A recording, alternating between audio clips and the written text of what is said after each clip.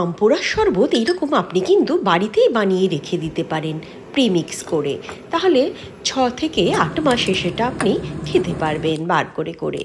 প্রথমেই কিছু না, আগে আমটা পুড়িয়ে নিয়ে কাইটা বার করে সেটা একবার মিক্সিতে পেস্ট করে নিতে হবে। তারপরে জিরেটা ভেজে নিন।